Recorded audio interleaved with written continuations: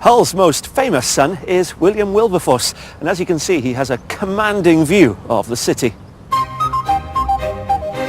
He was the local MP, and for over 40 years he campaigned to bring an end to slavery. He was born in this house in 1759, the son of a wealthy merchant. Kofi and I went to meet historian John Oldfield to find out more about this remarkable man of faith. So here we're entering some of the family rooms, and you can see here, this is Wilberforce's ceremonial dress. Ah, right. He was quite short. Yes, we think about 5'3", nothing more. But what a presence. Absolutely, and you know, there is this sense that when this man starts to speak, then he comes to life. What do you think it would have been like to meet someone like him? I can imagine the scene if it's like a tavern or a bar and their heads are turning, who's this guy? Yeah. And all of a sudden, like, actually, no, we've got to listen in and hear what he's got to say. Yeah. Was he always a man of faith? No, he wasn't. In fact, well, by his own account, he was quite rebellious in his youth at Cambridge. He liked to entertain and stay out late and all those things. But then there is this crucial moment around about 1785. He becomes a committed Christian in the sense that he's much more concerned about rules of personal faith, prayer, Bible reading, and so a serious Christian. Wilberforce came to see slavery as the ultimate sin in a world that accepted it as a necessary trade. Here is a neck brace which would be used in the West Indies, and this very powerfully brings home just the inhumanity and cruelty of plantation slavery across the Americas. It brings it definitely to life, doesn't it? And like, it just shows they weren't just property, it was more like livestock, wasn't it? You know, they were owned, they were there for a purpose, and their purpose wasn't their rights or for living. He spent almost 50 years making speeches and gathering petitions to force change. In 1833, just 3 days before he died, he received word of the campaign's success.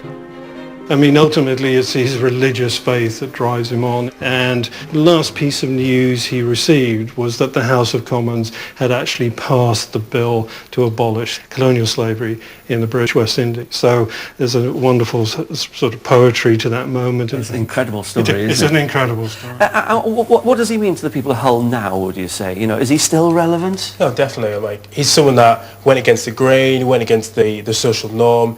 It gives you a little bit of a boost to think, okay, if this is what's happened in the past, what can I do now in the present, and what legacies can I leave in the future?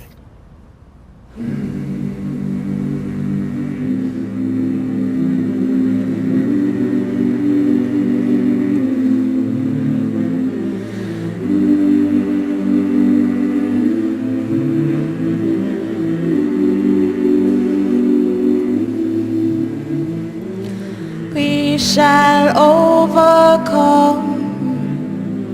We shall overcome. We shall overcome someday. Deep in my heart, I do believe that we shall overcome someday.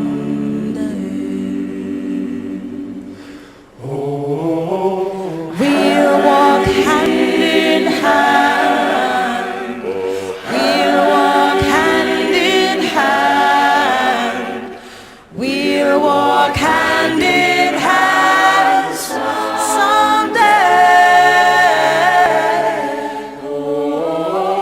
Deep in my heart, I do believe that we'll walk hand in hand someday.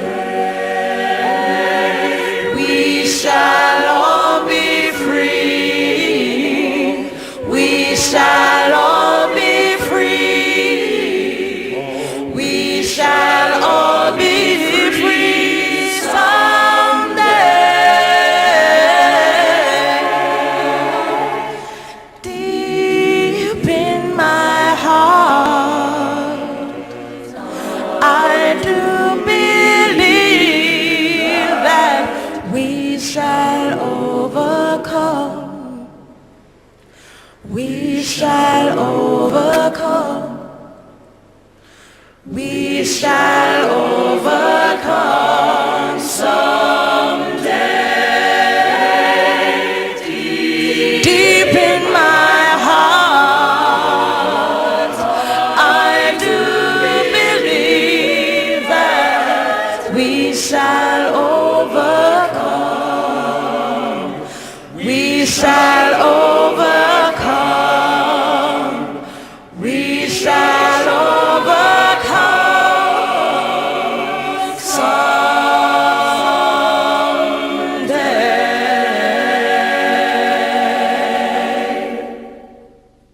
And from Hull, that's just about it from William and me. Next week it's Chinese New Year and Josie Darby will be joining Christians for a spectacular Magic Lantern Festival.